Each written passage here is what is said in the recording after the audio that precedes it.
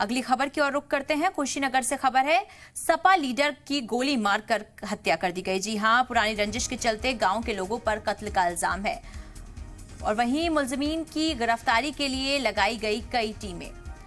मकतूल कमलेश सिंह पहले बीजेपी के लीडर थे। नगर निकाय चुनाव के दौरान सपा से जुड़े थे कमलेश सिंह। तो इस वक्त की बड़ी खबर आपको बता रहे हैं। देखिए, सपा लीडर की गोली मारकर हत्या कर दी गई है। आपको बता दें कि कहा जा रहा है कि पुरानी रंजिश के चलते ये कत्ल किया गया। गांव के लोगों पर ही कत्ल का इल्जाम है और वहीं मुलजिमीन की गिरफ्तारी के लिए लगातार मांग उठाई जा रही है। मकतूल कमलेश सिंह पहले बीजेपी के लीडर थे। नगर निकाय चुनाव के दौरान सपा से वो जुड़ गए थे। देखिए, पहले वो बीजेपी से जुड़े हुए थे और उसके बाद जब नगर निकाय चुनाव हुए तो उन्होंने सपा का दामन थाम लिया। तो वहीं सपा से जुड़े थे कमलेश सिंह। आपको बता दें कि पुरानी रंजिश के चलते यहां पर कत्ल की वारदात सामने आ रही है। सपा लीडर की गोली मारकर हत्या कर दी गई।